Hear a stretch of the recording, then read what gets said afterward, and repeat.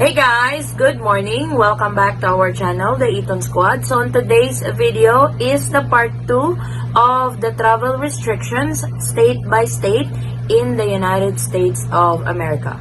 Coming shortly. For the information of everybody, we do travel updates, immigration updates, and other travel-related updates when you plan to go home to the Philippines during the time of the pandemic.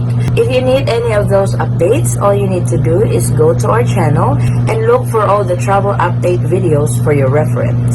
So today we are going to discuss the remaining 7 states that is on travel restrictions in the United States of America. We already did part 1. There are 8 states on that video. If you guys missed it, I will leave the link in the description box. So to continue, our next state is New Jersey. New Jersey is discouraging all non-essential travel.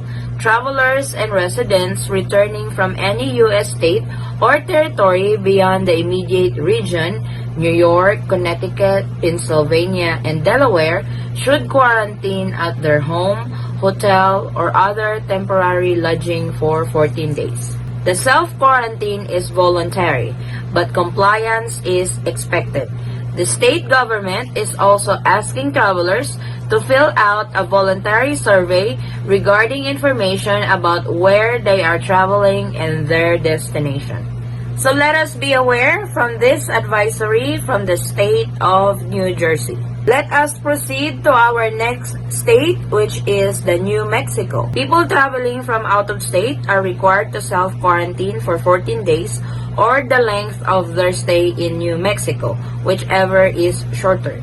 The state issues a weekly list of exemptions, updated each Wednesday. On November 30, the only exemption was Hawaii. Our next state is New York.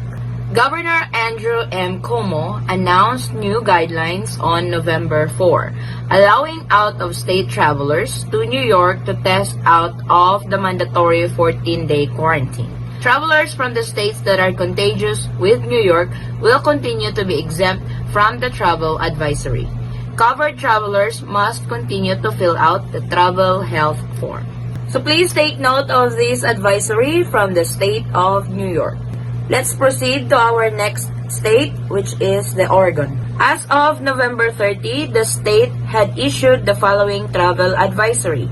Persons arriving in Oregon from other states or countries, including returning Oregon residents, should practice self-quarantine for 14 days after arrival.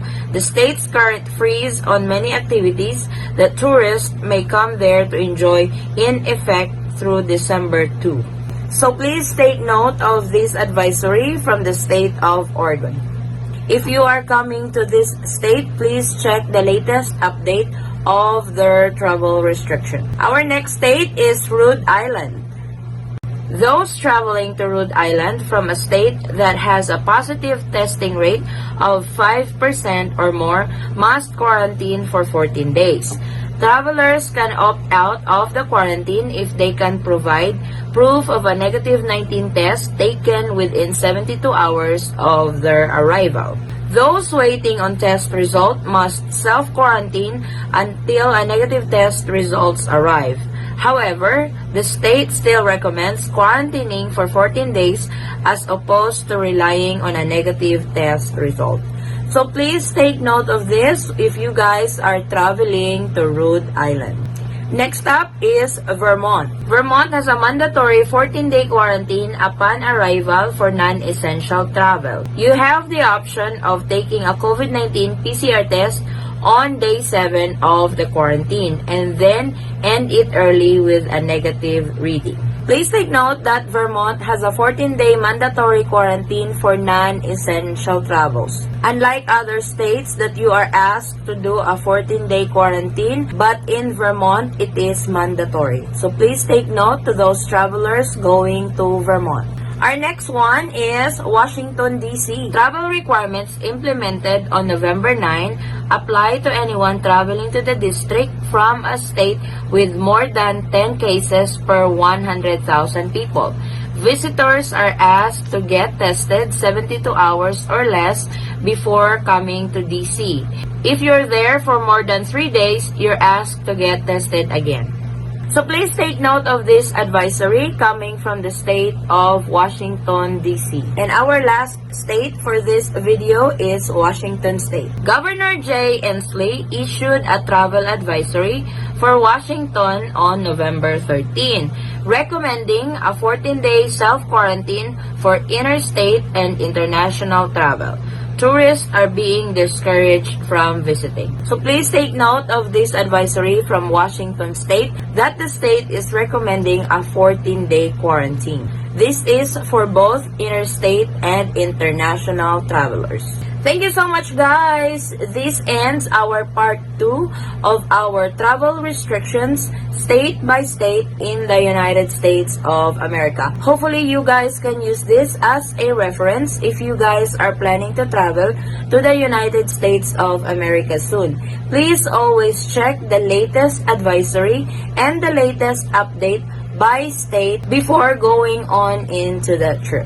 If you like this video, please give it a thumbs up and don't forget to share it with your friends and family whom you know that can use this video as reference. And if you are new to our channel, we welcome you to our family, the Eton Squad. And if you are not a subscriber to our channel yet, please consider subscribing and don't forget to hit that notification bell so you will be notified every time we have new uploads. I hope to see you guys in our next video. Stay safe, stay healthy, and God bless everyone. Bye!